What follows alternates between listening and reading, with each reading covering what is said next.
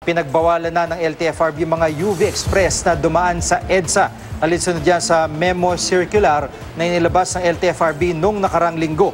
Nakasaad dito na bawal dumaan ng mga UV Express sa EDSA maliban na lang kung tatawid sila papunta sa kabilang kalsada. Bawal din na magsakay at magbaba ng mga pasahero sa pagitan ng kanilang mga destinasyon ang mga tsuper ng UV Express. Ayon sa LTFRB, makakabawas ito sa bigat ng traffic sa EDSA. Tinutulan naman ng grupong Coalition of Operators, Drivers and Employees of UV Express o Code X ang bagong utos ng LTFRB. Posible raw na dumulog sila sa korte kung hindi pakikinggan ng LTFRB ang kanilang pagtutol at kung hindi pa rin sila pagbibigyan ay baka magtaas sila ng pamasahe dahil mapapalayo ang kanilang ruta. Sa puntong ito makakausap po natin si Attorney Ariel Inton, board member po, dating board member ng LTFRB. Attorney Inton, magandang hapon po. Magandang hapon po sa inyo at sa ating mga taga-subaybay.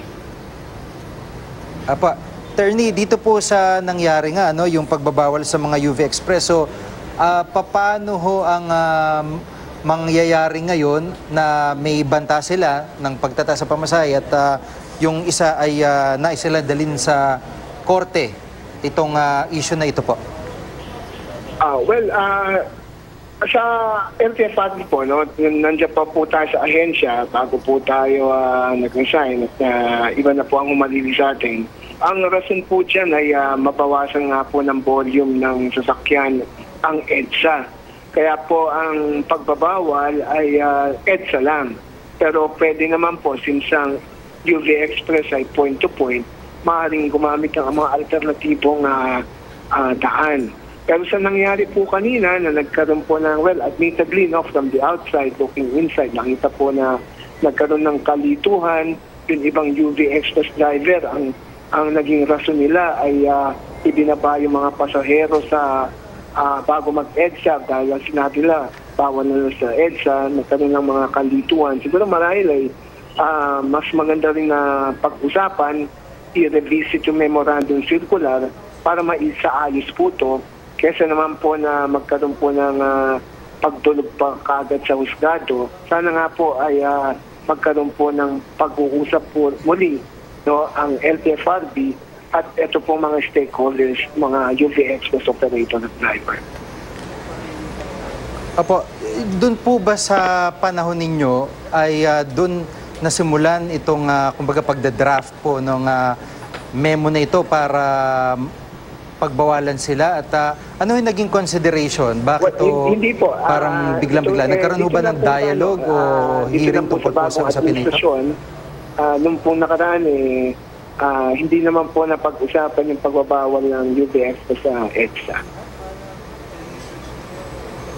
Opo. At yung sa dami ho ng mga pasahero natin, yung inconvenience po ay na-considera ho ba dito na mangyayari? Kasi syempre nasanay na ho kahit papaano yung mga kababayan natin. So ito ba ay napagtuunan din ng pansin? Nangyari na nakita po natin na nagkaroon ng kalituhan kaya yung ibang mga UV Express drivers nag-cut ng trip at pinababa yung mga pasahero para lumipat.